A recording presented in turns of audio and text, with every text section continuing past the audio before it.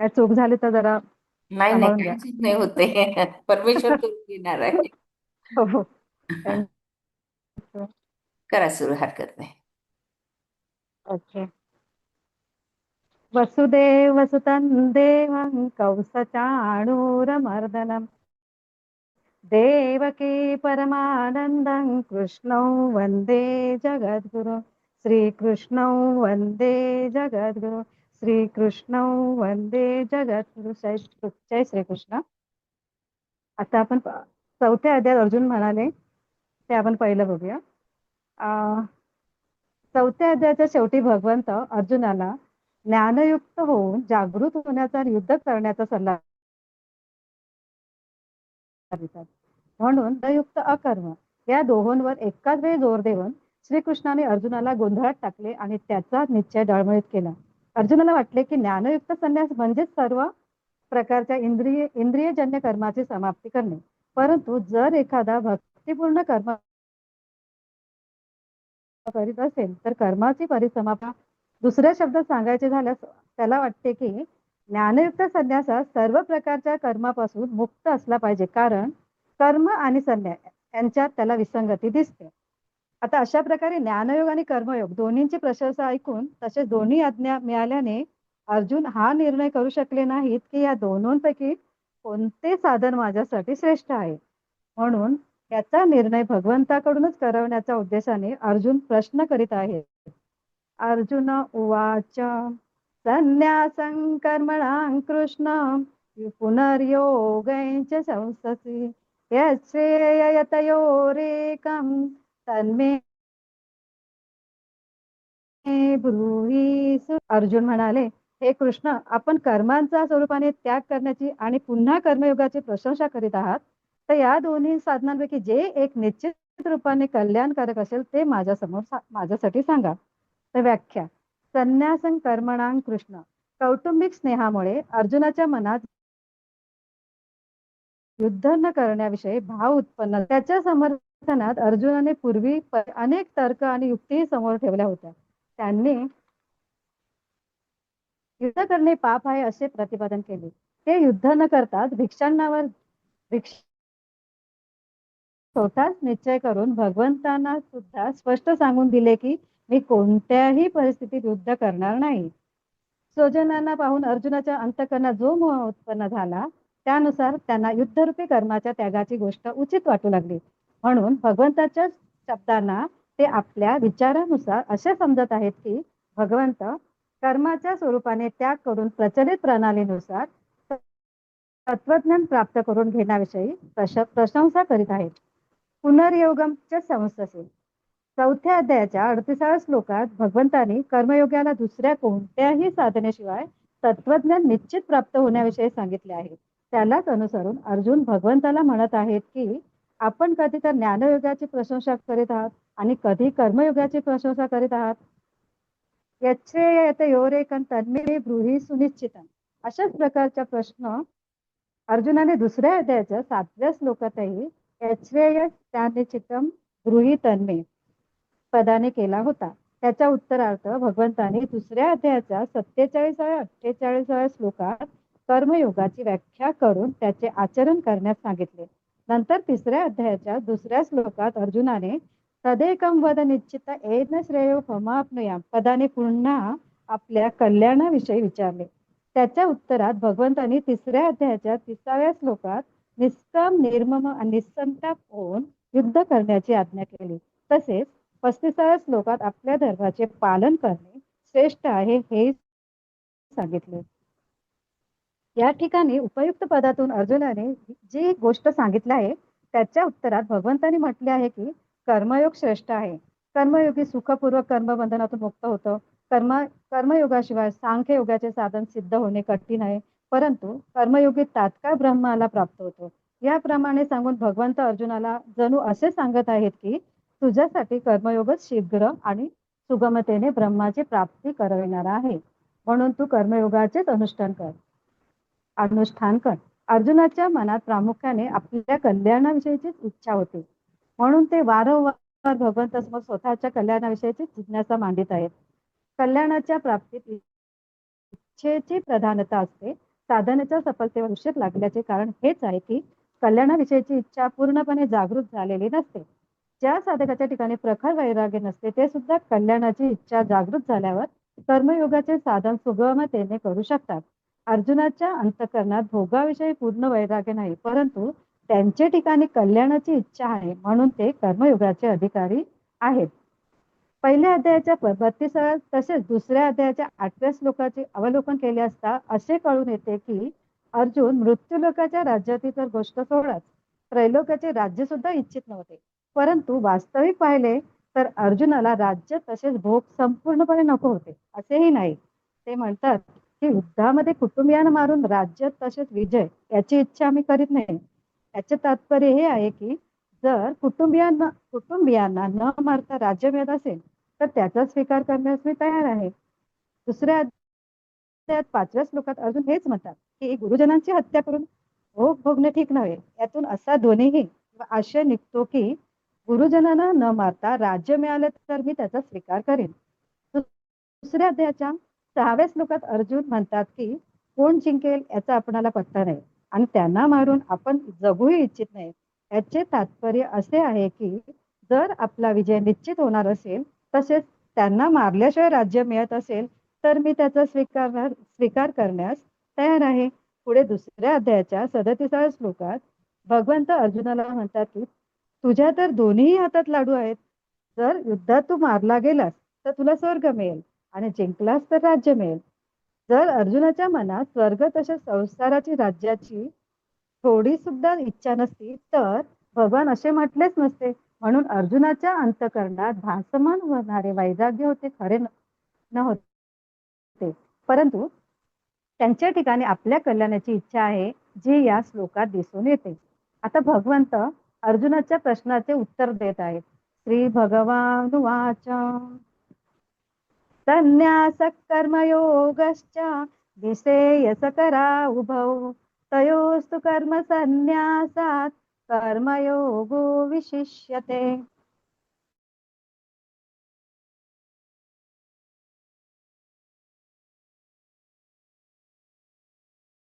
ही कर्मसन्यासापेक्षा सांख्ययोगापेक्षा कर्मयोग श्रेष्ठ आहे. आता व्याख्या. भगवंताच्या सिद्धांतानुसार सांख्ययोग आणि कर्मयोग पालन कोणताही वर्ण आश्रम संप्रदाय इत्यादींची माणसे करू शकतात, कारण त्यांचा सिद्धांत एखाद्या वर्ण आश्रम संप्रदाय यांना धरून नाही. याच अध्यायाच्या पहिल्या श्लोकात अर्जुनाने कर्माचा त्याग करून विधिपूर्वक ज्ञान प्राप्त करण्याची प्रचलित प्रणालीला कर्मसन्यास नावाने म्हटले आहे. परंतु भगवंताच्या सिद्धांतानुसार ज्ञानप्राप्तीसाठी सांख्ययोगाचे पालन प्रत्येक मनुष्य स्वतंत्रतेने करू शकतो आणि त्याचे पालन करण्यासाठी कर्माच्या स्वरूपाने त्याग करण्याची आवश्यकताही नाही. म्हणून भगवंत प्रचलित प्रणालीचाही आदर करून आपल्या सिद्धांतानुसार अर्जुनाच्या प्रश्नाचे उत्तर देत आहेत. संन्यास या ठिकाणी संन्यास पदाचा अर्थ सांख्ययोग आहे, कर्मांच्या स्वरूपाने त्याग नव्हे. अर्जुनाच्या प्रश्नाचे उत्तर देत असताना भगवंत कर्माच्या त्यागपूर्वक संन्यासाचे विवेचन करत असताना ज्ञानप्राप्त करण्याचा जो सांख्ययोगाचा मार्ग आहे त्याचे विवेचन करत आहेत. ज्या सांख्ययोगाद्वारा मनुष्य प्रत्येक वर्ण आश्रम संप्रदाय इत्यादींमध्ये राहत असताना प्रत्येक परिस्थितीत स्वतंत्रतेने ज्ञान प्राप्त करू शकतो, अर्थात आपले कल्याण करून घेऊ शकतो. सांख्ययोगाच्या साधनेत विवेक विचाराची प्रधानता असते. विवेकपूर्वक प्रखर वैराग्याशिवाय ही साधना सफल होत नाही. या साधनेत संसाराच्या स्वतंत्र सत्तेचा अभाव असून केवळ एका परमात्म तत्वावरच दृष्टी राहते. आसक्ती नष्ट झाल्याशिवाय संसाराच्या स्वतंत्र सत्तेचा अभाव होणे फार कठीण आहे. म्हणून भगवंतांनी देहाभिमानी पुरुषासाठी हे साधन दुःखदायक आहे असे म्हटले आहे. याच अध्यायाच्या 6व्या श्लोकातही भगवंत कर्मयोगाचे साधन केल्याशिवाय संन्यासाचे साधन होणे कठीण आहे, कारण संसाराची आसक्ती नष्ट करण्यासाठी कर्मयोगाचा सोपा उपाय आहे. कर्मयोगश्च संपूर्ण माणसांच्या ठिकाणी कर्म करण्याविषयीची आसक्ती अनादी कालापासून चालत आली आहे, जिला नष्ट करण्यासाठी. परंतु ते कर्म कोणत्याही भावनेने आणि उद्देशाने कसे केले जावेत की ज्यामुळे कर्म करण्याविषयीची आसक्ती संपूर्णपणे नष्ट होईल. त्या कर्तव्य कर्म करण्याच्या कलेला, युक्तीला कर्मयोग म्हणतात. कर्मयोगात कार्य लहान आहे आणि मोठे यावर दृष्टी नसते. जे काही कर्ता भावनेने दुसऱ्याच्या हितासाठी करावयाचे असते. कर्माशी संबंध विच्छेद करण्यासाठी हे आवश्यक आहे की कर्म आपल्यासाठी केले जाऊ नयेत. आपल्यासाठी कर्म न करण्याचा अर्थ असा आहे, कर्माच्या मोबदल्यात आपल्यासाठी काहीतरी मिळवण्याची इच्छा नसणे. जोपर्यंत आपल्यासाठी काय इच्छा राहत असते तोपर्यंत कर्माशी संबंध कायम राहतो. निश्रेयस करा उभो. अर्जुनाचा असा प्रश्न होता की सांख्ययोग आणि कर्मयोग या दोन साधनांपैकी कोणते साधन निश्चित रूपाने कल्याण करणारे आहे? उत्तरात भगवंत सांगतायत, हे अर्जुना, हे दोन्ही साधने निश्चित रूपाने कल्याण करणारे आहेत. कारण या दोन्हीने एकाच समतेची प्राप्ती होते. याच अध्यायाचा 4थ्या पाने याच विषयाचे समर्थन केले आहे. 13व्या अध्यायाच्या 24व्या श्लोकातही भगवंताने सांख्ययोग आणि कर्मयोग दोन्हीने परमात्म तत्वाचा अनुभव होण्याविषयी म्हटले आहे. म्हणून ही दोन प्राप्ती करून देणारी स्वतंत्र साधने आहेत. तयोस्तु कर्म संन्यासात एकाच सांख्ययोगाचे दोन भेद आहेत. एक तर 4थ्या अध्यायाच्या 34व्या श्लोकात म्हटलेले सांख्ययोग, ज्यात कर्माच्या स्वरूपाने त्याग सांगितला आहे, आणि दुसऱ्या अध्यायाच्या 11व्या वर्णन केलेला सांख्ययोग, ज्यात कर्माचा स्वरूपाने त्याग सांगितला नाही. या ठिकाणी कर्म संन्यासात व दोन्ही प्रकारच्या सांख्ययोगाचे वाचक आहे. कर्मयोगो विशिष्यते. भगवंतांनी या पदाची व्याख्या करताना म्हटले आहे की कर्मयोगी नित्य संन्यासी समजणे योग्य आहे, कारण तो सुखपूर्वक संसार बंधनातून मुक्त होत असतो. नंतर 6व्या श्लोकात भगवंतांनी सांगितले आहे की कर्मयोगाशिवाय सांख्ययोगाचे साधन होणे कठीण आहे. तसेच कर्मयोगी तात्काळ ब्रह्माला प्राप्त करून घेऊ शकतो, परंतु कर्मयोगात सांख्ययोगाची आवश्यकता नाही. म्हणून दोन्ही साधने कल्याणकारक पासून भगवंत कर्मयोग श्रेष्ठ आहेत. कर्मयोगी लोकसंग्रहासाठी कर्म करतो. लोकसंग्रहमेवापि संप्रशन कर्तुमर्हसि.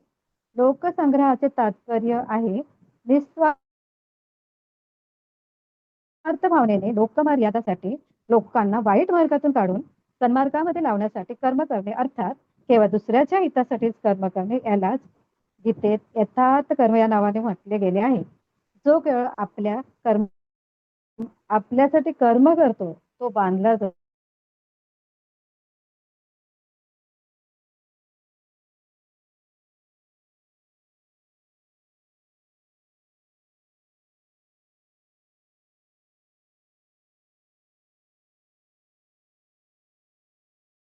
केवळ दुसऱ्यासाठीच कर्म आवाज करत येत नाही असतो, ताई. म्हणून श्रेष्ठ आहे.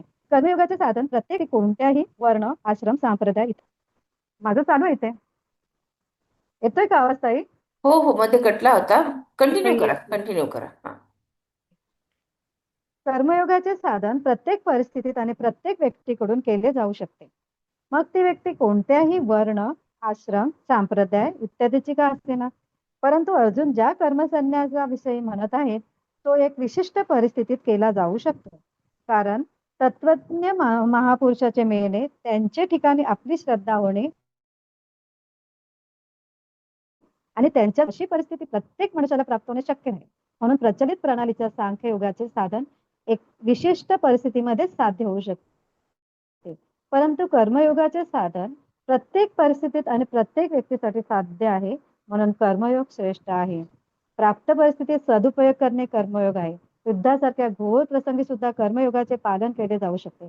कर्मयोगाचे पालन करण्यात कोणताही मनुष्य कोणत्याही परिस्थितीत असमर्थ आणि पराधीन नाही, कारण मिळवण्याचा इच्छेचा त्याग झालेला असतो. काही ना काही मिळवण्याची इच्छा राहिल्यानेच कर्तव्य कर्म करण्यात असमर्थता आणि पराधीनतेचा अनुभव होतो. कर्तृत्व भोक्तृत्व संसार आहे. सांख्ययोगी आणि कर्मयोगी या दोघांनाही संसाराचे संबंध विच्छेद करावयाचा असतो. म्हणून या दोन्ही साधकांनी कर्तृत्व आणि भोक्तृत्व या दोन्हीला नष्ट करणे आवश्यक आहे. प्रखर वैराग्याने तीक्ष्ण बुद्धी असल्यामुळे सांख्ययोगी कर्तृत्व नष्ट करतो, तितके प्रखर वैराग्याने तीक्ष्ण बुद्धी नसल्याने कर्मयोगी दुसऱ्याच्या हितासाठी सर्व कर्म करून भोक्तृत्व नष्ट करतो. अशा प्रकारे सांख्ययोग कर्तृत्वाचा त्याग करून संसारापासून मुक्त होतो आणि कर्मयोग भोक्तृत्वाचा अर्थात काहीही मिळवण्याचा इच्छेचा त्याग करून मुक्त होतो.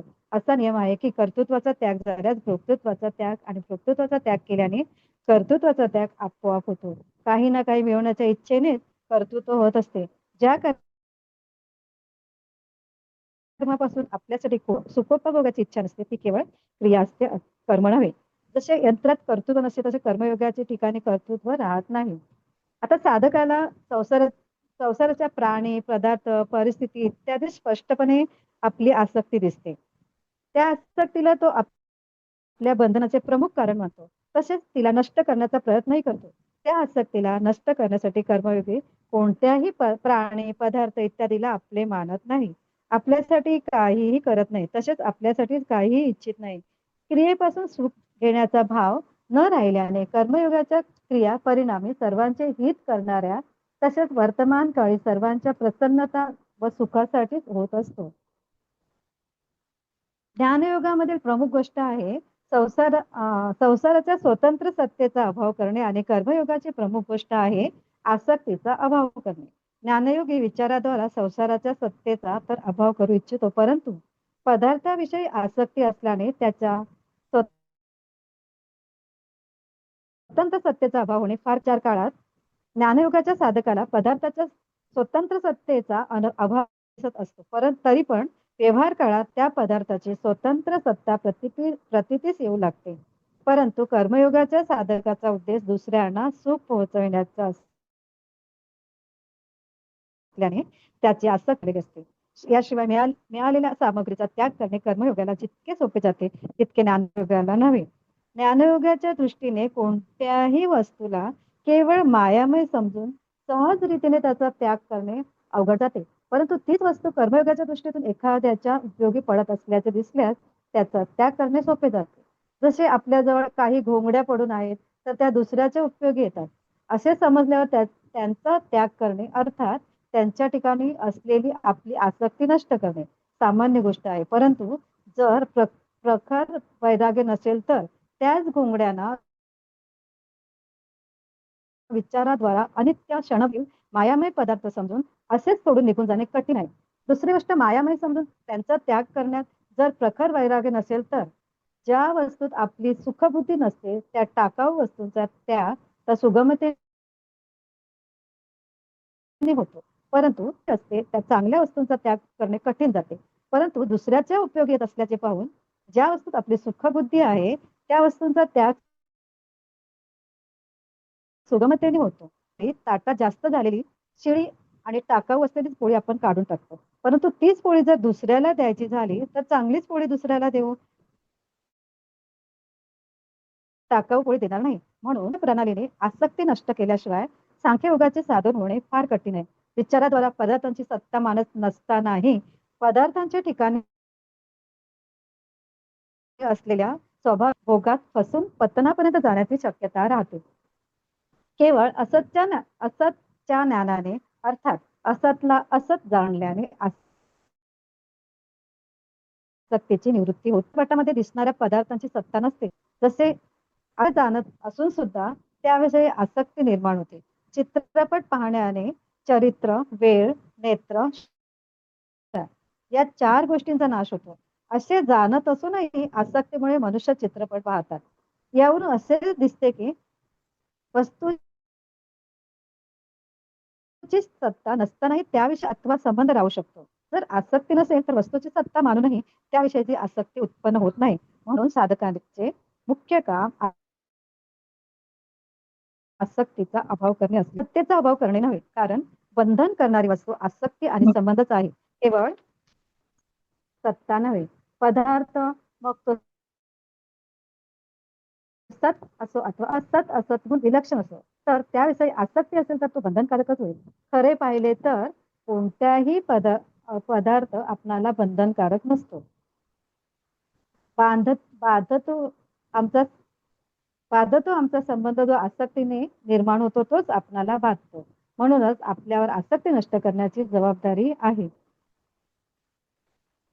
परिशिष्ट थोडक्यात सांगते. जो बेसमज मनुष्याला सर्व काही ब्रह्म आहे असा उपदेश करतो, तो त्या मनुष्याला महान नरकांच्या जाळ्यात अडकवितो. म्हणून वाचिक ज्ञानापेक्षा कर्म करणारा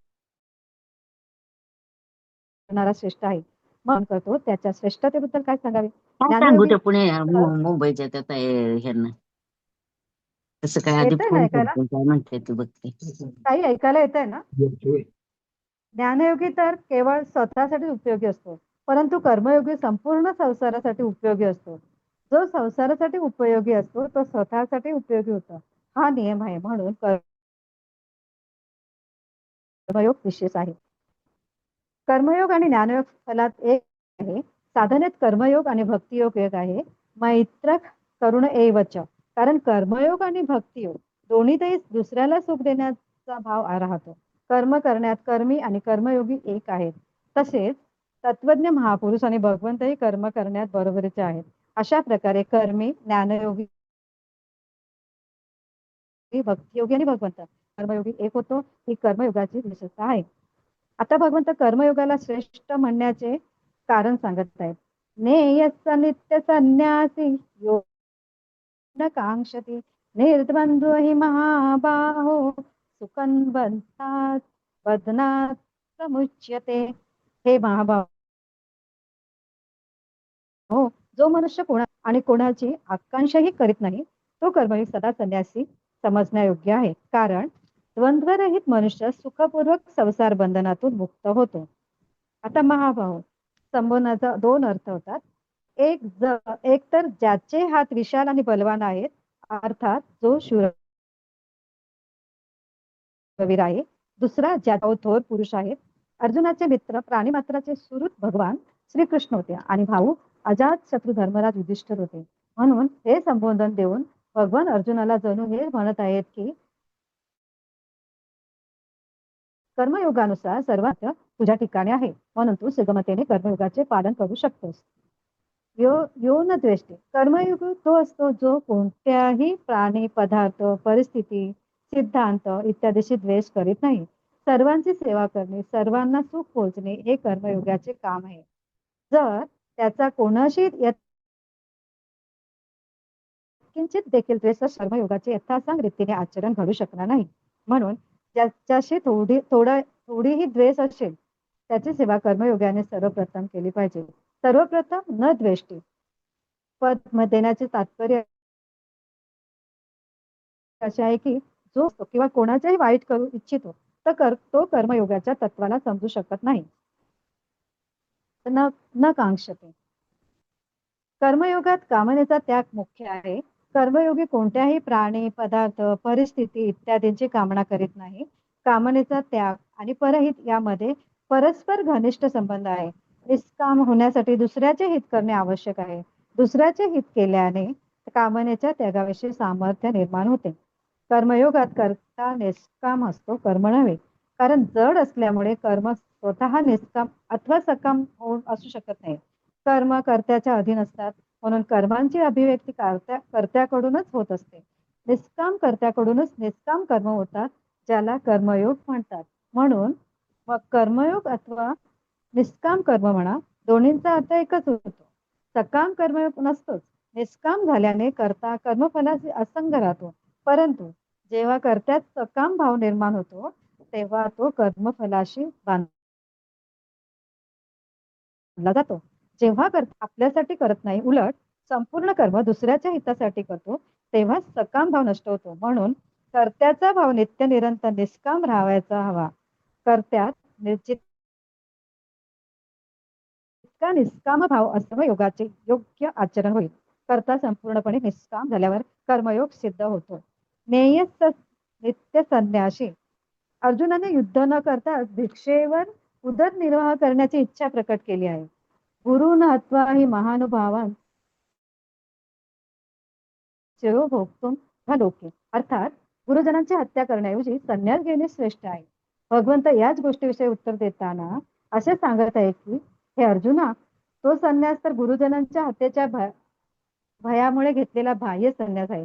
परंतु कर्मयोगाचा संन्यास रागद्वेषाच्या त्यागातूनही होत असल्याने नित्य संन्यास अर्थात आंतरिक तसेच खरा संन्यास होय. पुढे 6व्या अध्यायाच्या पहिल्या श्लोकात भगवंतांनी केवळ अग्नीचा त्याग करणाऱ्या अर्थात केवळ संन्यासाश्रम ग्रहण करणाऱ्या पुरुषाला संन्यासी न म्हणता अंतःकरणातून संसाराच्या आश्रयाचा त्याग करणाऱ्या कर्मयोगाला संन्यासी म्हटले आहे. अशा प्रकारे भगवंतांच्या मनात कर्मयोगीच वास्तविक संन्यासी आहे. कर्म करत असतानाही कर्माशी कोणत्याही प्रकारचा समाज संन्यास आहे. कर्माशी कोणत्याही प्रकारचा संबंध न ठेवणाऱ्याला कर्माचे फल कधीही कोणत्याही अवस्थेत किंचित मात्रही भोगावे लागत नाही. न तु संन्यासिनां क्वचित. म्हणून शास्त्रही संपूर्ण कर्म करत असतानाही कर्मयोगी सदा संन्यासीच आहे. कर्मयोगाचे अनुष्ठान केल्याशिवाय सांख्ययोगाचे पालन होणे कठीण आहे. म्हणून सांख्ययोगाचे साधक पूर्वी कर्मयोगी असतो, मग संन्यासी होतो. परंतु कर्मयोगाच्या साधकाला सांख्ययोगाचे अनुष्ठान करण्याची आवश्यकता राहत नाही. म्हणून कर्मयोगी आरंभापासूनच संन्यासी आहे. ज्याचे रागद्वेष संपूर्णपणे नष्ट झाले आहेत त्याला संन्यासाश्रमाची आवश्यकता नाही. कोणत्याही व्यक्ती, वस्तू, शरीर, इंद्रिये, मन, बुद्धी इत्यादी आपल्या नाहीत आणि आपल्यासाठीही नाहीत असा निश्चेष नष्ट होऊन तसाच यथार्थ अनुभव येतो. मग व्यवहारात संसाराशी संबंध दिसत असला तरीही अंतःकरणातून राग द्वेष नसल्यामुळे संबंध नसतोच. हाच नित्य संन्यास आहे. लौकिक अथवा पारलौकिक प्रत्येक कार्य करतेवेळी कर्मयोगाचा संसाराशी संपूर्णपणे संन्यास राहतो. म्हणून तो नित्य संन्यासी समजण्यायोग्य आहे. संसाराशी संबंध विच्छेद करता अर्थात लिप्त आणि कर्मयोगाच्या ठिकाणी रागद्वेष नसल्याने संसाराशी लिप्तता राहतच नाही. म्हणून कर्मयोगी नित्य संन्यासी आहे. निर्द्वंद्व ही सुख बंधनात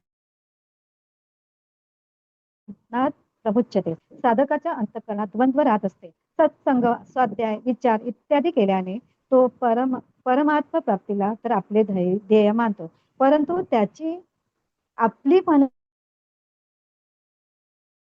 जाणारी मन, इंद्रिये स्वाभाविकच भोग भोगणे आणि संग्रह करणे याविषयीच राहते. म्हणून साधक केव्हा परमात्मा तत्वाला प्राप्त करू इच्छितो आणि कधी भोग तसेच संग्रहाला प्राप्त करू इच्छितो, त्याला जसा संग मिळतो त्यानुसार त्याच्या भावात परिवर्तन होत राहते. असे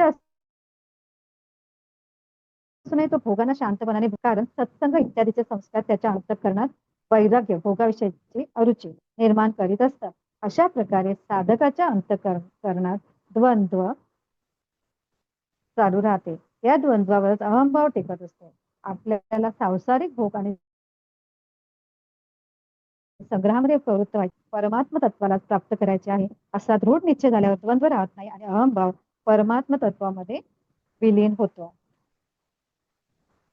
राग आणि द्वेष ही संसारात अडकून पडण्याची दोन कारण आहेत.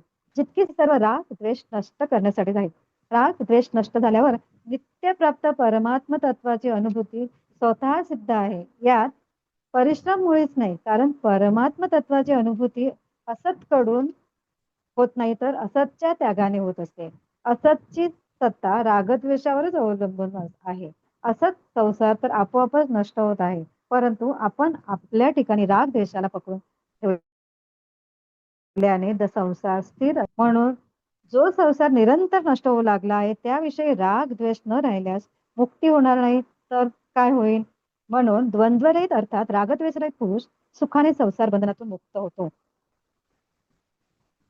आता या अध्यायाच्या दुसऱ्या श्लोकात पूर्वार्धात भगवंतांनी ज्ञानयोग आणि कर्मयोग हे दोन्ही परम कल्याण करणारे असल्याचे सांगितले आहे. त्याचे स्पष्टीकरण आता पुढील 2 श्लोकात सांगतात. सांख्यो पृथग्बाला प्रवदन्ति न पंडिताः एकमप्यास्थितः सम्यक् उभयोर्विन्दते फलम्. म्हणजे बेसमज लोक सांख्ययोग आणि कर्मयोग यांना वेगवेगळे फल देणारे म्हणतात, परंतु पंडित लोक असे म्हणत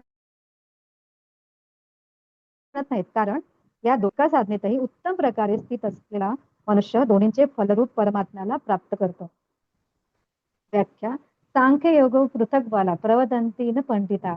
या अध्यायाच्या पहिल्या श्लोकात अर्जुनाने कर्माच्या स्वरूपाने त्याग करून तत्वदर्शी महापुरुषाजवळ जाऊन ज्ञानप्राप्त करण्याच्या साधनेला कर्मसन्यास म्हटले आहे. भगवंतांनीही दुसऱ्या श्लोकात आपल्या सिद्धांताचे प्राधान्य ठेवून त्याला संन्यास आणि संन्यास नावाने म्हटले आहे. भगवंत या ठिकाणी सांख्य या नावाने संबोधतात. भगवंत शरीरीच्या भेदाचा विचार करून स्वरूपामध्ये स्थित होण्याला सांख्य म्हणतात. भगवंतांच्या मतात संन्यास आणि सांख्य पर्याय, ज्यात कर्माच्या स्वरूपाने त्याग करण्याची आवश्यकता नाही. अर्जुन ज्याला कर्मसन्यास नावाने म्हणत आहे तोही निस्संदेह भगवंताने सांगितलेल्या सांख्याचाच एक अवांत भेद आहे. कारण गुरूंच्या मुखातून ऐकूनही साधक शरीरीच्या भेदाचाच विचार करीत असतो. बाला या पदाने भगवंत हे म्हणत आहेत की आयु आणि बुद्धी श्रेष्ठ असू नये जे सांख्ययोग आणि कर्मयोग यांना वेगवेगळे फल देणारे म्हणतात ते बालक अर्थात अज्ञानीच आहेत. ज्या महापुरुषयोगाच्या तत्वाला योग्य प्रकारे समजून घेतले आहे तेच पंडित अर्थात बुद्धिवान आहेत. ते लोक दोन्हींना वेगवेगळे फल देणारे म्हणत नाहीत, कारण ते दोन्ही साधनांच्या पद्धतीला न पाहता त्या दोन्हींच्या वास्तविक परिणामाला पाहतात. साधन स्वतः भगवंतांनी तिसऱ्या अध्यायाच्या 3ऱ्या श्लोकात सांख्ययोग आणि कर्मयोग यांना 2 प्रकारच्या साधनेने स्वीकार केले आहे. दोन्हींची साधन पद्धती तर वेगवेगळे आहे, परंतु साध्य वेगळे. एकमप्या स्थित सम्यक उभयोर विंदते फलम. गीतेत अनेक ठिकाणी सांख्ययोग आणि कर्मयोगाचे परमात्मा प्राप्तिरूपी फल एक सांगितले गेले आहे. 24व्या श्लोकात दोन्ही साधनाने आपणाला आपल्या ठिकाणी परमात्मा तत्वाचा अनुभव होतो हेही सांगितले गेले आहे. 3ऱ्या अध्यायाच्या 19व्या श्लोकात कर्मयोगाला परमात्म्याची प्राप्ती होते असे सांगितले गेले आहे. आणि श्लोकात तसेच 13व्या अध्यायाच्या 34व्या श्लोकात ज्ञानयोगाला परमात्म्याची प्राप्ती होते असेही सांगितले गेले आहे. अशा प्रकारे भगवंताच्या मताने दोन्ही ज्ञानयोगात परिशिष्ट जो अन्य शास्त्रीय विचारांना तर जाणतो, परंतु सांख्ययोग आणि कर्मयोग यांच्या तत्वाला वास्तविक बालक अर्थात बेसमज आहे. संपूर्ण गीतेत अविनाशी तत्वासाठी फल शब्द या श्लोकात आला आहे. फल शब्दाचा अर्थ आहे परिणाम. कर्मयोग आणि ज्ञान होणारे तत्व याला फल म्हणण्याचे तात्पर्य हे आहे. या दोन्ही साधनात मनुष्याचा स्वतःचा प्रयत्न मुख्य आहे. ज्ञानयोगात विवेकरूप प्रयत्न मुख्य आहे आणि कर्मयोगात परहितासाठी क्रियारूप प्रयत्न मुख्य आहे. साधकाचा स्वतःचा प्रयत्न परिश्रम सफल झाला म्हणून त्याला फल म्हटले गेले आहे. हे फल नाशवान नाही. कर्मयोग आणि ज्ञानयोग दोन्हींचे फल आत्मज्ञान अथवा कर्तव्य कर्म करणे कर्मयोग आहे आणि काहीही न करणे ज्ञानयोग आहे. काहीही न करण्याने ज्या तत्वाची प्राप्ती होते त्याच तत्वाची प्राप्ती कर्तव्य कर्म केल्याने होते. करणे आणि न करणे या तर साधना आहेत आणि यापासून ज्या तत्वाची प्राप्ती होते ते साध्य आहे. आता श्लोक 5वा. यत् सांख्ये प्राप्यते स्थानं तद्योगैरपि गम्यते एकं सांख्यं च योगं च यः पश्यति स पश्यति. अर्थ सांख्य योगाद्वारा जे तत्व प्राप्त केले जाते कर्मयोगाद्वाराही तेच प्राप्त केले जाते. म्हणून जो मनुष्य सांख्ययोग आणि कर्मयोग यांना फलरूपात एक पाहतो तोच योग्य पाहतो. यत् सांख्ये प्राप्यते स्थानं तद्योगैरपि गम्यते. पूर्व श्लोकाच्या उत्तरार्धात भगवंतांनी म्हटले होते की एका साधनेतही चांगल्या प्रकारे स्थित होऊन मनुष्य दोन्ही साधनेच्या फलरूपी परमात्म तत्वाला प्राप्त करून घेतो. त्याच गोष्टीचे समर्थन भगवंत उपयुक्त पदातून वेगळ्या अर्थाने करीत आहेत की जे तत्व सांख्ययोगी प्राप्त करतो तेच तत्व कर्मयोगीही प्राप्त करतो. संसारामध्ये अशी एक समजूत झाली आहे की कल्याण तर ज्ञानयोगानेच होते, कर्मयोगाने कल्याण होत नाही. ही समजूत नाहीशी करण्यासाठी येथे अपि अव्ययाचा प्रयोग केला गेला आहे. सांख्ययोग आणि कर्मयोगी या दोघांचाही शेवटच्या क्षणी कर्माशी अर्थात क्रियाशील प्रकृतीशी संबंध विच्छेद होतो. प्रकृतीशी संबंध विच्छेद झाल्यावर दोन्हीही योग एक होतात. साधन कालातही सांख्ययोगाचा विवेक जड चेतनाचा संबंध विच्छेद कर्मयोगाला स्वीकारावा लागतो आणि कर्मयोगाची प्रणाली आपल्यासाठी कर्म न करण्याची पद्धत सांख्ययोगाला स्वीकारावी लागते. सांख्ययोगाचा विवेक प्रकृती पुरुषाचा संबंध विच्छेद करण्यासाठी असतो आणि कर्मयोगाचे कर्म संसाराच्या सेवेसाठी असते. सिद्ध झाल्यावर योगी आणि कर्मयोगी दोन्हींची एक स्थिती होत असते, कारण दोन्हीही साधकांच्या आपापल्या निष्ठा असतात. संसार विषम आहे, अत्यंत घनिष्ठ सांसारिक संबंधामध्ये विषमता राहत असते, परंतु परमात्मा सम आहे, म्हणून समरूपी परमात्म्याशी प्राप्ती संसाराशी संपूर्णपणे संबंध विच्छेद झाल्यावरच होत असते. संसाराशी संबंध विच्छेद करण्यासाठी 2 योग मार्ग आहेत, कर्मयोग आणि ज्ञानयोग. माझ्या सत्स्वरूपाचा कधीही अभाव होत नाही, परंतु कामना आसक्ती अभावातच उत्पन्न होत असते, असे समजून असंग होणे हाच ज्ञानयोग होय. ज्या वस्तूमध्ये साधकाची आसक्ती आहे त्या वस्तूंना दुसऱ्याच्या सेवेतच उपयोगी आणणे आणि ज्या व्यक्तीमध्ये आसक्ती आहे त्याची निस्वार्थ भावनेने सेवा करणे हाच कर्मयोग आहे. अशा प्रकारे ज्ञानयोगात विवेक विचाराद्वारा आणि कर्मयोगात सेवेद्वारा संसाराचे संबंध विच्छेद होतो. एकम सांख्यमच्या योगमच्या य पश्यतीचा पश्यती. पूर्वश्लोकात पूर्वार्धात भगवंतांनी व्यतिरेक पद्धतीने म्हटले होते की सांख्ययोग आणि कर्मयोग यांना अज्ञानी लोकच वेगवेगळे फल देणारे म्हणतात.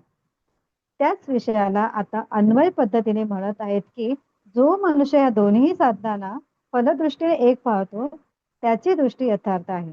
अशा प्रकारे 4थ्या आणि 5व्या श्लोकात सार असा आहे की भगवंत सांख्ययोग आणि कर्मयोग दोन्हीही स्वतंत्र साधने मानतात आणि दोन्हींचे फल एकच परमात्म तत्वाची प्राप्ती मानतात. या वास्तविकतेला न जाणणाऱ्या मनुष्यांना भगवंत अज्ञानी म्हणत आहेत आणि जाणणाऱ्यांना यथार्थ जाणणारे बुद्धिवान म्हणत आहेत. आता विशेष गोष्ट, कोणत्याही साधनेची पूर्णता झाल्यावर जगण्याची इच्छा, मरण्याचे भय, मिळवण्याचा लोभ आणि करण्याविषयीची आसक्ती या 4ही गोष्टी संपूर्णपणे नष्ट होतात. जो नित्य निरंतर मरतच आहे, अर्थात ज्यांचा निरंतर अभाव होत आहे, त्या शरीराविषयी मरण्याची भीती असू शकत नाही आणि जे नित्य निरंतर राहणार आहे त्या स्वरूपाला जगण्याची इच्छा असू शकत नाही. तर मग जगण्याची इच्छा आणि मरण्याची भीती कोणाला असते? जेव्हा स्वरूप शरीराशी तादात्म्य करते तेव्हाच त्याला जगण्याची इच्छा आणि मरण्याची भीती उत्पन्न होत असते. जगण्याची इच्छा आणि मरण्याची भीती ही दोन्हीही ज्ञानयोगाने विवेकद्वारा नष्ट होतात. मिळवण्याची इच्छा त्यालाच होते ज्याचे ठिकाणी एखाद्या गोष्टीचा अभाव असतो. आपले स्वरूप भावरूप आहे, त्याचा कधीही अभाव होऊ शकत नाही, म्हणून स्वरूपाला कधीही मिळवण्याची इच्छा होत नाही. मिळवण्याची इच्छा न राहिल्याने त्याला कधीही करण्याची आसक्ती निर्माण होत नाही. स्वयं भावरूप असूनही जेव्हा ते अभावरूपी शरीराशी तादात्म्य करते तेव्हा त्याला आपल्यात अभाव प्रतीत होऊ लागतो, ज्यामुळे त्याला मिळविण्याची इच्छा उत्पन्न होते आणि मिळवण्याच्या इच्छेमुळे करण्याची आसक्ती उत्पन्न होते. मिळवण्याची इच्छा आणि करण्याची आसक्ती हे दोन्ही कर्मयोगाने नष्ट होतात. ज्ञानयोग आणि कर्मयोग या 2 साधनेंपैकी कोणत्याही एका साधनेची पूर्णतः झाल्यावर जगण्याची इच्छा, मरण्याची भीती आणि मिळवण्याचा लोभ आणि करण्याची आसक्ती या 4ही गोष्टी संपूर्णपणे नष्ट होतात. आता परिशिष्टामध्ये काय सांगितले बघा, सांख्ययोग आणि कर्मयोग दोन्ही साधने लौकिक असल्यामुळे एकच आहेत. सांख्ययोगात साधक चिन्मयतेत स्थित असतो आणि चिन्मयतेत स्थित झाल्यास जडतेचा त्याग होतो. कर्मयोगात साधक जडतेचा त्याग करतो आणि जडतेचा त्याग झाल्यास चिन्मयतेत स्थित होतो. अशा प्रकारे सांख्ययोग आणि कर्मयोग दोन्हीही साधनेच्या परिणामी चिन्मयतेची प्राप्ती अर्थात चिन्मय स्वरूपात स्थितीचा अनुभव होतो. शरीर संसाराच्या सेवेत लावणे कर्मयोग आहे आणि शरीरापासून स्वयं वेगळे होणे ज्ञानयोग आहे. शरीर संसाराच्या सेवेत लावा आणि शरीरापासून वेगळे व्हा, दोन्हींचा परिणाम एकच होईल, अर्थात दोन्ही साधनाने संसाराचे संबंध विच्छेद होऊन स्वरूपात स्थिती होईल. कर्मयोग, ज्ञानयोग आणि भक्तियोग या 3 साधनांपैकी ज्ञानयोग आणि भक्तियोग यांचा प्रचार तर अधिक आहे, परंतु कर्मयोगाचा प्रचार फार कमी आहे. भगवंताने गीतेत म्हटले आहे की फार काळ लोटल्यामुळे हा कर्मयोग या मनुष्य लोकात लुप्तप्राय झाला आहे. म्हणून कर्मयोगाच्या संबंधात अशी धारणा झाली आहे की हे परमप्राप्तीचे स्वतंत्र साधन नाही. म्हणून कर्मयोगाचा साधक एक तर ज्ञानयोगाचा मार्ग स्वीकारतात अथवा भक्ती योगाचा. जसे अं, तावत कर्माने कुर्वीत न निर्विते यावता मत्कथा श्रवणादौ वा श्रद्धा यावन्न जायते. म्हणजे तोपर्यंत कर्म करावे जोपर्यंत भोगापासून वैराग्य झाले नाही अथवा माझ्या लीलाकथा श्रवणादी श्रद्धा झाली नाही. परंतु येथे भगवंत ज्ञानयोगासारखे कर्मयोगालाही ज्ञान परमप्राप्तीचे स्वतंत्र साधन सांगत आहेत. उपयुक्त 4थ्या आणि 5व्या श्लोकाशिवाय गीतेत अनेक ठिकाणी कर्मयोगाद्वारा स्वतंत्रापूर्वक तत्वज्ञान, परमशांती, मुक्ती आणि परमात्म तत्वाची प्राप्ती होण्याचा विषय आला आहे. तात्पर्य की कर्मयोग साधकाला ज्ञानयोग अथवा भक्ती योगाचा अधिकारी बनवतो आणि स्वतंत्रतेने कल्याणही करतो. दुसऱ्या शब्दात कर्मयोगाने साधन ज्ञान अथवा साधन भक्तीची प्राप्ती होऊ शकते. तसेच साध्य ज्ञान, तत्वज्ञान अथवा साध्य भक्ती, परमप्रेम अथवा पराभक्ती याचीही प्राप्त होऊ शकते. याच अध्यायाच्या दुसऱ्या श्लोकात भगवंतांनी सांख्ययोग पेक्षा कर्मयोगाला श्रेष्ठ सांगितले. आता हीच गोष्ट दुसऱ्या प्रकाराने सांगत आहेत. संन्यास श्लोक क्रमांक 6. संन्यासस्तु महाबाहो दुःखमाप्तु मयोगतः योगयुक्तो मुनिर्ब्रह्म न चिरेणाधिगच्छति. अर्थ, परंतु हे महाबाहो, कर्मयोगाविना सांख्ययोग सिद्ध होणे कठीण आहे. मननशील कर्मयोगी तात्काळ ब्रह्माला प्राप्त होतो. आता संन्यास असतो महाभाव दुःख माप्तुम योगतः. सांख्ययोगाच्या सफलतेसाठी कर्मयोगाचे साधन करणे आवश्यक असते. कारण त्याशिवाय सांख्ययोगाची सिद्धी होणे अत्यंत अवघड जाते. परंतु कर्मयोगाच्या सिद्धीसाठी सांख्ययोगाचे साधन करण्याची आवश्यकता नाही.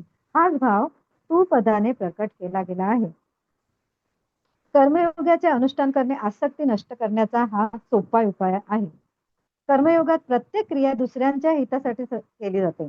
दुसऱ्यांच्या हिताचा भाव राहिल्याने आपली आसक्ती आपोआप समाप्त होते. म्हणून कर्मयोगाच्या आचरणाने आसक्ती नष्ट करून सांख्ययोगाचे साधन करणे सोपे जाते.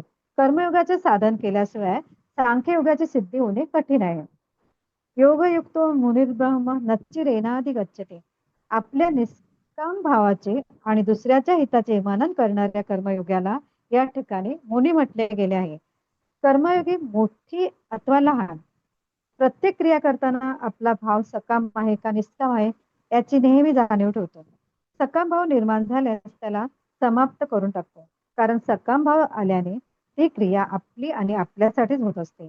दुसऱ्याचे हित कसे होईल अशा प्रकारे निरंतर चिंतन केल्यास आसक्तीचा त्याग सुगमतेने होतो. उपयुक्त पदातून भगवंत कर्मयोगाचे वैशिष्ट्य सांगत आहेत की कर्मयोगी तात्काळ परमात्म तत्वाला प्राप्त करून घेतो. परमात्म तत्वाच्या प्राप्तीत संसाराची आसक्तीच विलंबाला कारणीभूत होत असते. निष्काम भावनेने केवळ दुसऱ्यांच्या हितासाठी कर्म करत राहिल्याने कर्मयोगाच्या आसक्तीचा संपूर्णपणे अभाव होत असतो आणि आसक्तीचा संपूर्णपणे अभाव झाल्याने स्वतः सिद्ध परमात्म्याची अनुभूती होते. हाच आशय भगवंतांनी 4थ्या अध्यायाच्या 38व्या श्लोकात तत्स्वयं योग संसिद्धी काले नात्मनि विंदते या पदातून सांगितलं आहे की योग संसिद्ध झाल्याबरोबर आपोआप तत्वज्ञानाची प्राप्ती अवश्य होते. या साधनाला दुसऱ्या साधनेची अपेक्षा नसते. याची सिद्धी होण्यात काठिण्य अथवा विलंबही होत नाही. दुसरे कारण असे आहे की देहाभिमानी मनुष्य संपूर्ण कर्मांचा त्याग करू शकत नाही. परंतु जो कर्मफलाचा त्यागी आहे तो त्यागी म्हणवला जातो. यातून असा ध्वनी निघतो की देहदारी कर्माचा त्याग तर करू शकत नाही परंतु कर्मफलाच्या फलेच्छांचा त्याग तर करू शकतो. म्हणून कर्मयोग सोपा आहे. कर्मयोगाचे महात्म्य सांगताना भगवंत म्हणतात की कर्मयोगाला तात्काळ शांती प्राप्त होत असते. त्यागास शांती रंतरम तो संसार बंधनातून सुखाने मुक्त होतो. म्हणून कर्मयोगाचे साधन सुगम तात्काळ सिद्धी प्राप्त करून देणारे आणि इतर कोणत्याही साधनेच्या सहाय्याशिवाय परमात्म प्राप्ती करून देणारे स्वतंत्र साधन आहे. आता भगवंत कर्मयोगाच्या लक्षणांचे वर्णन करीत आहेत. श्लोक क्रमांक 7 वाचायचा का ताई? चालू ठेवू ना? हॅलो, थांबूयात आपण. म्हणजे मग हा परत चालेल. कोणाला जर विश्लेषण वाचायचं हा असेल तर परत विश्लेषण वाचायला वेळ मिळतो. चालेल. आहे का कोणी विश्लेषण वाचणार आज? नाही तर मग मी वाचते. विद्याताई सांगताय? वाचत नाही तुम्हीच वाचा, खूप झाल्यावर तुम्ही वाचत डोक्यावरून जातं मग. तुम्ही वाचत आहे. तुम्हीच वाचा. 1 ते 5 बद्दलच बघूयात आपण. छान वाचलं बरं का उल्काताई. Thank हो. you. प्रयत्न केला पहिल्यांदा नाही असं नाही, करू छान नका. छान वाचलं. Thank you. आता थोडं थोडं असं विश्लेषण काढून ठेवत चला. नक्की नक्की मी प्रयत्न करणार आहे. माझ्याकडे प्रश्न उत्तर आहेत, मी नक्की वाचून दाखवेन. हा तेच म्हणलं. हा चालेल. बघूयात आपण.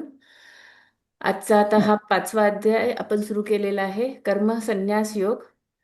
याच्या आधीचे जर बघितले तर 1 ते 4 मध्ये आधी आपण बघितला होता की अर्जुन विषाद योग होता, नंतर ज्ञान योग होता, नंतर ज्ञान संन्यास योग होता आणि आता कर्म संन्यास योग आहे. म्हणजे असे वेगवेगळे त्याचे एक एक एक एक आपण पुढे जात आहोत.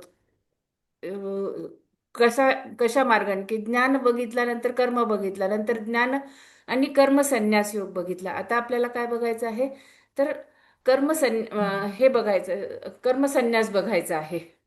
आधी आपण ज्ञान संन्यास बघितला, आता कर्म संन्यास बघायचा आहे. तर याच्यामध्ये सांगितलंय कर्मसन्यासाचा खरा अर्थ काय आहे, तर कर्माचा खरा त्याग कोणता आणि कर्म करत करत योग कसा साधायचा याचे विवेचन करणारा हा अध्याय आहे. म्हणजे या अध्यायात भगवान श्रीकृष्ण आपल्याला सांगतात की कर्मसन्यास आणि कर्मयोग यातील संबंध काय आहे, खरा संन्यास कोणता आहे, निष्काम कर्माचे महत्व काय आहे, कर्म करताना अलिप्त कसे राहावे, ज्ञानी पुरुषाची अवस्था कोणती आहे आणि अंतर्शुद्धी कशी करायची आहे. म्हणजे संसारामध्ये राहून आपल्याला मुक्ती कशी मिळवायची आहे, हा थोडक्यामध्ये ह्या अध्यायामध्ये आपल्याला विश्लेषण करून सांगतो. तर सुरुवातीपासून बघूयात आपण. बघा, हा अध्याय मानवी जीवनातील अत्यंत गहन आणि व्यावहारिक प्रश्नाचे उत्तर देणारा अध्याय आहे. हा अध्याय केवळ कर्म आणि संन्यास यांच्यातील तुलना करत नाही, तर तो अध्यात्म आणि संसार यांचा सुंदर समन्वय घडवतो. मनुष्याच्या अंतःकरणात सतत चालणाऱ्या संघर्षाला हा अध्याय दिशा देतो. 4थ्या अध्यायाच्या शेवटी भगवान श्रीकृष्णांनी ज्ञान, कर्मसन्यास, निष्काम कर्म, यज्ञभाव, ज्ञानयोग इत्यादींचे विवेचन केले. काही ठिकाणी त्यांनी ज्ञानाची महती सांगितली, तर काही ठिकाणी निष्काम कर्म करण्याचा आदेश दिला. त्यामुळे अर्जुनाच्या मनात संभ्रम निर्माण झाला. त्याला वाटले, जर ज्ञान आणि संन्यास श्रेष्ठ असतील तर युद्धासारखे कठीण कर्म का करावे, आणि जर कर्मच करायचे असेल तर संन्यासाचा अर्थ काय. हा प्रश्न फक्त अर्जुनाचा नाही, तर प्रत्येक साधकाच्या मनातील, म्हणजे प्रत्येक आपला सुद्धा तोच प्रश्न आहे. आजही अनेकांना वाटते की संसार, कुटुंब, नोकरी, जबाबदाऱ्या यामुळे अध्यात्म साधना साधता येत नाही. शांततेसाठी सर्व काही सोडावे लागेल, अशी अनेकांची धारणा असते. अर्जुनाच्याही मनात हाच विचार चालू होता. म्हणून तो भगवानांना विचारतो, हे श्रीकृष्णा, आपण कधी कर्मसन्यासाची तर कधी कर्मयोगाची प्रशंसा करता. या दोघांपैकी माझ्यासाठी निश्चितपणे कल्याणकारक मार्ग कोणता आहे ते स्पष्ट सांगा.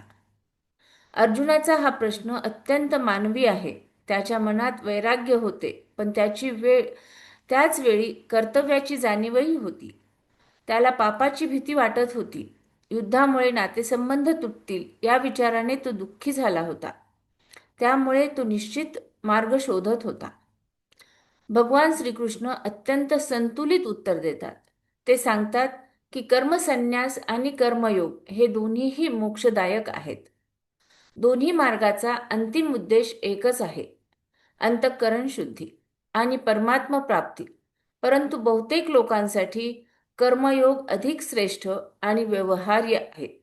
म्हणजे आपण कर्म करू शकतो, आपण बाकीचं हे करू नाही शकत, म्हणून फक्त कर्मयोग आपल्यासाठी चांगला आहे. येथे भगवान अत्यंत महत्त्वाचा सिद्धांत मांडतात. ते सांगतात की बाह्य कर्म सोडणे म्हणजे खरा संन्यास नव्हे. खरा संन्यास म्हणजे अंतर्मनातील आसक्ती, अहंकार, इच्छा आणि द्वेष यांचा त्याग करणे. साधक संजीवनीमध्ये सांगतात, राम सुखदासजी सांगतात, कर्म सोडणे सोपे आहे, पण कर्तव्य पण सोडणे कठीण आहे. मनुष्य जंगलात जाऊ लागतो, संसार सोडू शकतो, पण मनातील अपेक्षा, मानाची इच्छा, अहंकार आणि वासनांचा त्याग करणे अत्यंत कठीण असते. म्हणून गीत म्हणून संन्यासापेक्षा अंतःकरण शुद्धीला अधिक महत्त्व देते. भगवान पुढे सांगतात की जो कोणाचा द्वेष करत नाही आणि कोणत्याही वस्तूची आकांक्षा करत नाही, तोच खरा संन्यासी आहे. हे अत्यंत गूढ तत्वज्ञान आहे. सामान्यतः लोक संन्यास म्हणजे भगवे वस्त्र, आश्रम किंवा जंगल असे समजतात. पण गीतेनुसार खरा संन्यास हा मनाचा असतो. द्वेष आणि इच्छा हीच मनुष्याच्या बंधनाची दोन प्रमुख कारणे आहेत. जे आवडत नाही त्याचा द्वेष आणि जे हवे त्याची तृष्णा, या दोन गोष्टी मनाला अस्थिर करतात. त्यामुळे मनुष्य कधीही शांत राहत नाही. उदाहरणार्थ जर द्यायचं झालं तर दोन व्यक्ती एकाच कार्यालयात काम करतात. पहिली व्यक्ती सतत तुलना करते, बढतीची चिंता करते, इतरांच्या यशाने दुःखी होते. दुसरी व्यक्ती मात्र प्रामाणिकपणे कर्तव्य करते. ती आपल्या कर्माला सेवा मानते.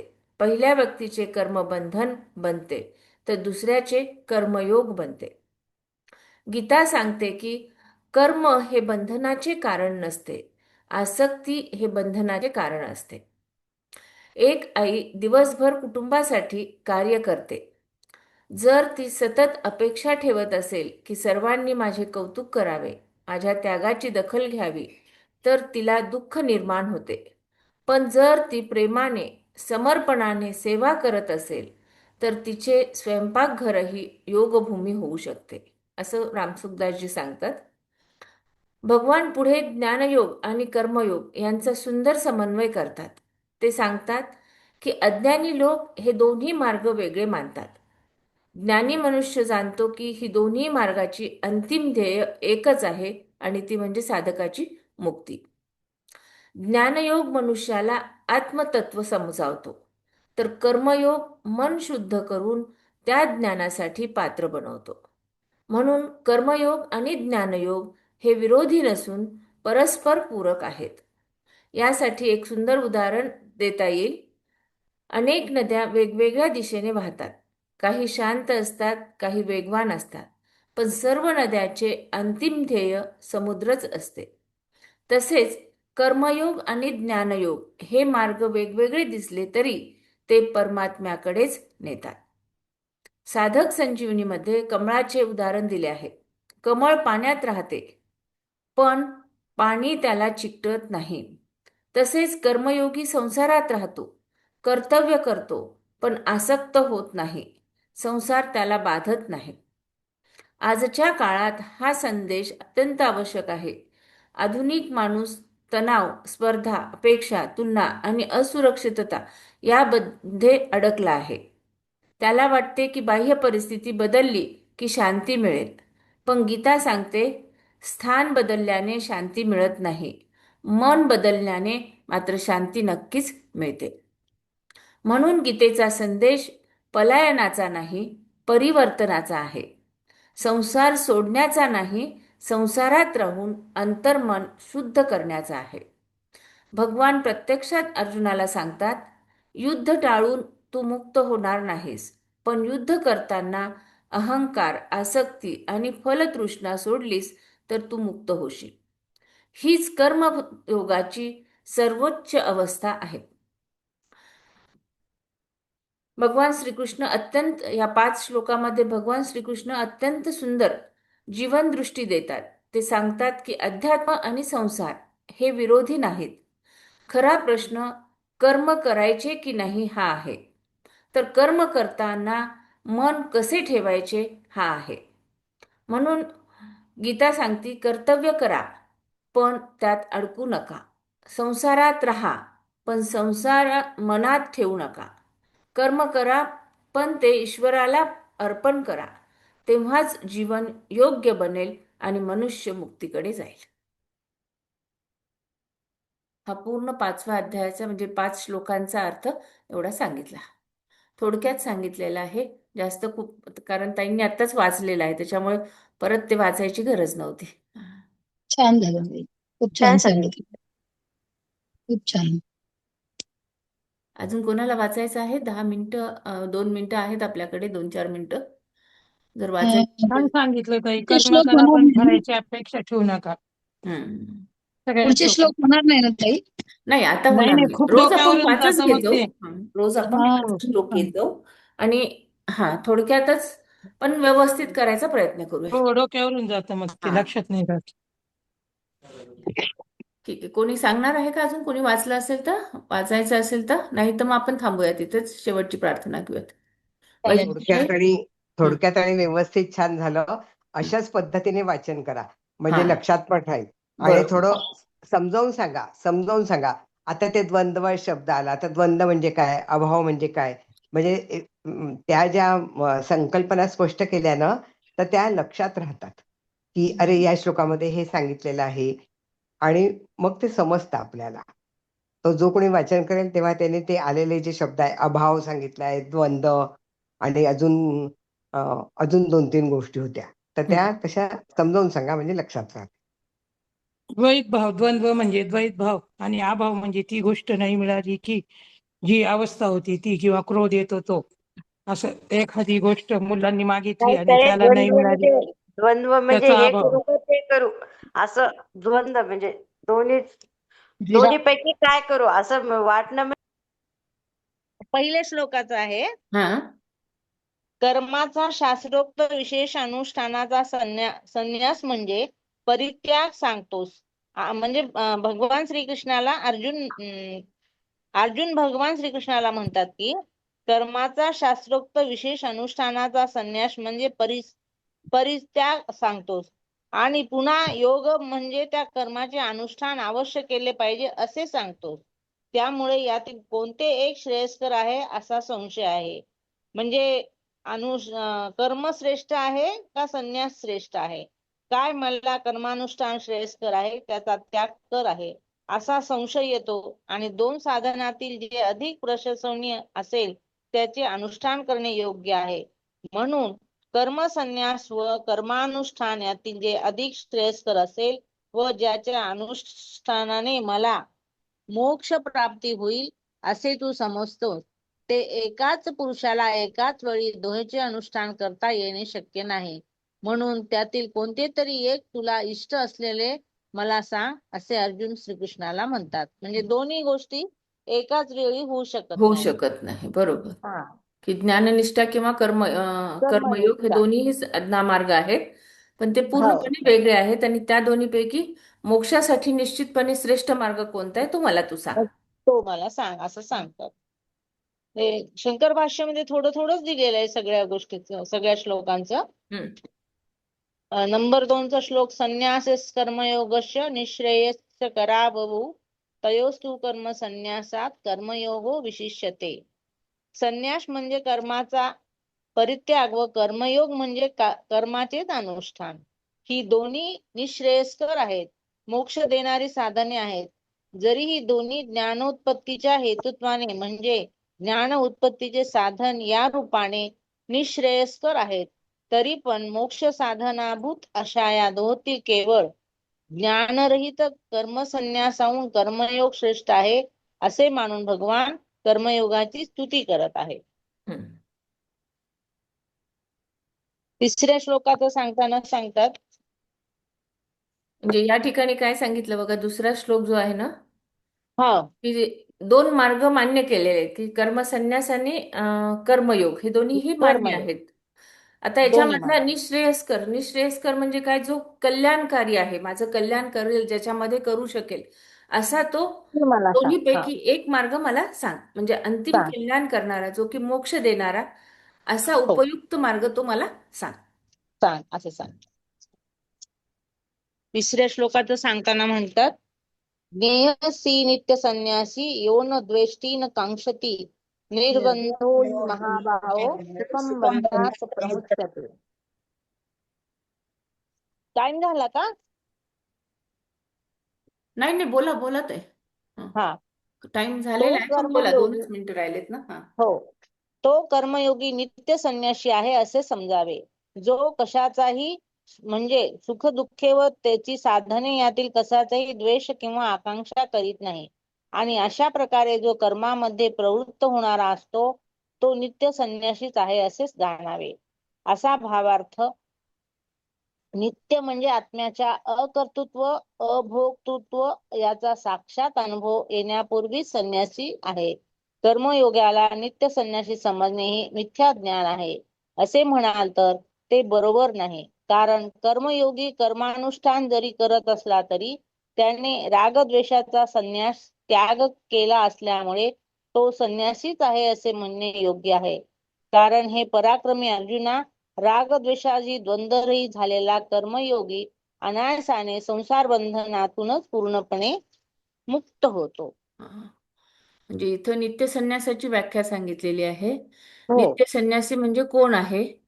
तर हा. शंकराचार्य इथं म्हणतात की नित्य संन्यासी म्हणजे सतत संन्यासात स्थित असलेला. संन्यासात ठीक स्थित आहे. असलेला म्हणजे काय आहे? की जो रागद्वेषापासून मुक्त आहे, मुक्त ज्याच्या आहे. मनात कुठल्याही इच्छा नाही आहे, तो द्वंद्वापासून पुढे गेलेला आहे, तो पुढे द्वंद्वापासून वर गेलेला गेलेला आहे, म्हणजे परे गेलेला आहे म्हणतो आपण. तसा शब्द प्रयोग केलेला आहे तिथं. हो. आणि त्याच्या मनात आसक्ती नाहीये, कर्तेपणा नाही आहे, अपेक्षा नाही आहेत, तो खरा नित्य संन्यासी. नित्य संन्यासी. सांख्य योग पृथक बाला प्रवदन्ति न पंडिताः एकमप्यास्थितस् सम्यग् सम्यग्युभयोर्विन्दते फलम्. त्याचं सांगताना सांगतात सांख्य योग व पृथक. सांख्य व योग हे पृथक म्हणजे एकमेकाच्या विरुद्ध असून भिन्न फल देणारे आहेत असे शास्त्रार्थ न जाणणारे अविवेकी म्हणतात. पंडित आत्मानात्म विवेकी तसे सांगत नाहीत. पंडित तर त्या दोहाचे फल एक अविरुद्ध इच्छितात. ते कसे? सांख्य व योग यातील एकाच ज्याने चांगल्या प्रकारे आश्रय केला आहे, उत्तम अनुष्ठान केले आहे असा भावार्थ होय, तो दोहोच्याही फलाला प्राप्त होतो. संन्यास व कर्मयोग या दोहेचेही तत्वज्ञानाच्या द्वारा निश्रेयस हेच एक फल आहे. त्यामुळे त्याच्या फलात विरोध नाही. यावर शंका आहे. अहो पण संन्यास व कर्मयोग या शब्दांनी आरंभ करून येथे प्रकृत नसलेले सांख्य व योग याचे फलैकत्व भगवान असे सांगत आहेत. हा दोष येत नाही तरी अर्जुनाने केवळ संन्यास व कर्मयोग यांना उद्देशून प्रश्न केला आहे. तरी पण भगवान सांख्य व योग या शब्दांतराने वाच्य होणाऱ्या संन्यास कर्मयोगाचा परित्याग न करिताच आपल्याला इष्ट असलेल्या विशेष त्याच्याशी संयुक्त करून प्रतिवचन दिले. संन्यास व कर्मयोग हे ज्ञान व ज्ञानाचा उपाय समबुद्धी तत्विक यांनी युक्त झाले असता सांख्य व योग या शब्दाचे वाच्य होतात असे भगवानाचे मत आहे. त्यामुळे अप्रकृत प्रक्रिया प्रस्तुत नसलेल्या विषयाचे प्रतिपादन करणे म्हणजेच विषयांतर करणे हा दोष येत नाही. संन्यास या शब्दाच्या अर्थात ज्ञान घातले म्हणजे तो संन्यास सांख्य होतो व कर्मानुष्ठानात ज्ञानाचा उपयोग अशी समत्व बुद्धी शम दम इत्यादिकाची योजना केली की ते कर्मानुष्ठान योग बनते. अर्थात सांख्य व योग हे शब्द संन्यास व कर्मयोग या शब्दाच्या मुळीच विरुद्ध नाहीत, तर केवळ संन्यास म्हणजे विविधशा संन्यास व केवळ कर्मयोग म्हणजे विहित कर्माचे अनुष्ठान होय. सांख्य म्हणजे विद्वत्त संन्यास व योग म्हणजे समत्व बुद्धी शम दम इत्यादी ज्ञानोपायाने युक्त असे कर्मानुष्ठान. त्यामुळे भगवानांनी विषयांतर केले नाही. उलट गीतेत जे सांगायचे आहे त्याचाच पुन्हा स्पष्ट उल्लेख केला आहे की सांख्य म्हणजे आत्मज्ञान व योग म्हणजे त्याचा उपाय. दुसऱ्या अध्यायाच्या 39व्या श्लोकात याच अर्थी सांख्ययोग या शब्दाचा उल्लेख केलेला आहे. छान ताई, छान आहे हे. परत एकदा याचाच बघूयात आपण. सांख्य आणि योग. शंकर भाषानुसार म्हणतात, सांख्य म्हणजे ज्ञाननिष्ठा, आत्मतत्वाचे विवेकज्ञान. आणि योग म्हणजे काय? कर्मयोग सांगितलेला आहे, ज्याला मध्ये की निष्काम कर्मयोग अंतर्बुद्धी अंतःकरण शुद्धीसाठी सांगितलेला आहे. आता परत पुढचा शब्द येतो की पृथक पृथक म्हणजे काय? तर पृथक म्हणजे वेगळे आहेत का? तर हे दोन्हीही सामान्याला काय वाटतं की हे दोन्हीही योग जे आहेत, ज्ञानयोग हो आणि कर्मयोग हे वेगळे आहेत. की एकामध्ये कर्मत्याग सांगितलेला आहे, दुसऱ्यामध्ये काय सांगितलेलं आहे की कर्म करा म्हणून सांगितलेलं आहे. हो मग आपल्याला काय वाटतं की हे दोन्हीही वेगळे आहेत म्हणून. पण एकच आहे. हा, पण पुढचं काय सांगितलं शंकराचार्य येथे काय सांगतात की बालाहा या शब्दाचे स्पष्टीकरण करताना बालाहा म्हणजे काय? वयाने लहान नव्हे तर तत्वज्ञान न समजलेला मनुष्य अज्ञान. म्हणजे बरोबर. अज्ञानी. हा, अज्ञानी. आपण फक्त बाह्य रूपच पाहतो आणि म्हणून आपल्याला तत्वज्ञान तिथे समजत नाही. मग पुढचं काय सांगितलेलं आहे की ज्ञानी पुरुष काय पाहतात ते सांगितलेलं आहे की ज्ञानी पुरुष जाणतो की कर्मयोग आणि ज्ञानयोग यांचे अंतिम ध्येय एकच आहे. कर्मयोग जसं मन शुद्ध करतो तसं ज्ञानयोग काय करतो तर आत्मसाक्षात्कार घडवतो. म्हणून कर्मयोग हा ज्ञानासाठी तयारी श्रेष्ठ आहे. करतो. म्हणजे त्याला एक पूरक आहे, एकाला एक पूरक आहे, ते वेगवेगळे नाहीयेत तर एकाला एक पूरक आहेत असं म्हणून. आणि यत् पुढचं हम्म पाचवा श्लोक. हा. यत् सांख्यैः प्राप्यते स्थानं तद्योगैरपि गम्यते एकं सांख्यं च योगश्चय पश्यति स पश्यति. याच्यामध्ये सांगतात सांख्यांना म्हणतात ज्ञाननिष्ठ संन्याशांना जे मोक्षाख्य स्थान प्राप्त होते ते, योग्यांनाही परमार्थ ज्ञान पूर्वक संन्यास द्वारा प्राप्त होते असे समजून स्वतः फलाची इच्छा न धरता ईश्वरार्पण बुद्धीने जे कर्माचे अनुष्ठान करीत असतात ते योगी होत. सांख्य आणि योग याचे फल एकच असल्यामुळे ती एकच आहे असे जो जाणतो तोच खरा जाणणारा होय. ज्ञानपूर्वक आत्मा अविक्रिय व एक आहे, त्यामुळे तो सत्य आहे. देहे इंद्रियादिक सर्व मिथ्या आहेत असे ज्ञान दृढ करून त्यांच्या द्वारा होणाऱ्या विद्वत्त संन्यासाने योगांनाही तेच स्थान प्राप्त होते. शंकात सांगितले अहो, पण कर्मयोगानेही पूर्वोक्त संन्यासद्वारा जर मोक्ष प्राप्ती होत असेल तर योगापेक्षा संन्यासच श्रेष्ठ आहे. मग त्यातील कर्मसन्यासापेक्षा कर्मयोग श्रेष्ठ आहे असे कसे म्हटले? त्याविषयी तू केवळ ज्ञानरहित कर्मयोग व कर्मसन्यास यांना उद्देशून या दोहोतील कोणता एक श्रेष्ठ आहे असे विचारले, आणि मी कर्मसन्यासापेक्षा कर्मयोग श्रेष्ठ आहे असे ज्ञानाची अपेक्षा न करिता त्या प्रश्नाला अनुरूप असे उत्तर दिले आहे. पण ज्ञानाची अपेक्षा असलेला ज्ञानयुक्त जो संन्यास तो सांख्य म्हणून मला अभिप्रेत आहे व तोच परमार्थ योग्य होय. येथे सांगितलेल्या परमार्थ योग असे जर आहे तर कर्मयोगाला योग शब्द किंवा संन्यास शब्द असा का लावला? पण जो वैदिक कर्मयोग व परमार्थ ज्ञानाचे अंग असल्यामुळे संन्यास असे उपचाराने म्हणतात. कर्मयोग परमार्थ ज्ञानासाठी आहे हे कशावरून? तेच संन्यासस्तु या श्लोकाने सांगतात. 5 श्लोकातच वाचलं ताई. 6वं हो. वाचू का? नाही नाही नाही, योगिता ताई हाच 5वा श्लोक समजून सांगतात बघा. बर. हं.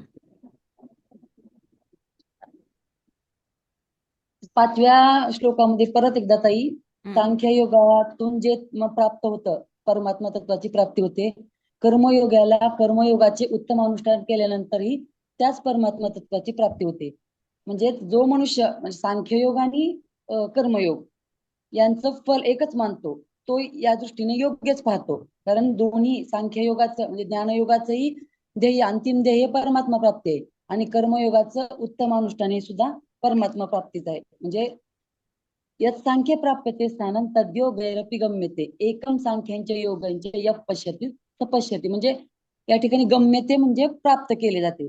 सांख्ययोगातून जे आपला उद्दिष्ट काय?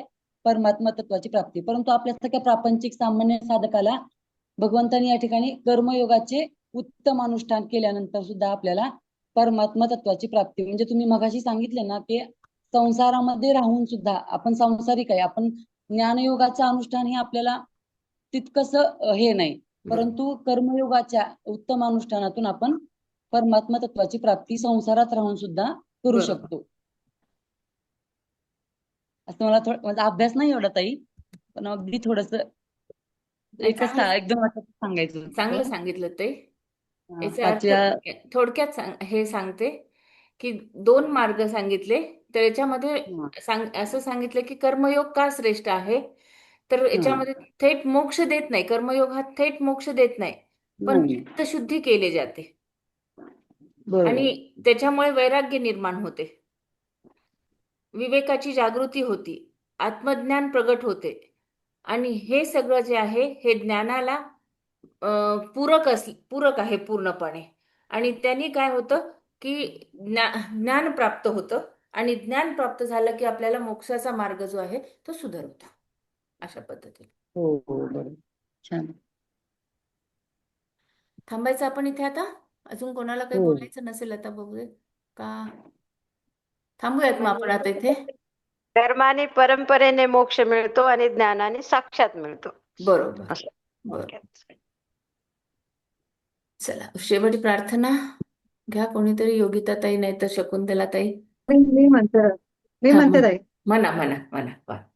योगेशं सच्चिदानन्दं वासुदेवं व्रजप्रियं धर्मसंस्थापकं वीरं कृष्णं वन्दे जगद्गुरुं श्रीकृष्णं वन्दे जगद्गुरुं. जय श्रीकृष्ण. जय श्रीकृष्ण. थांबूयात आपण इथे थांबूयात.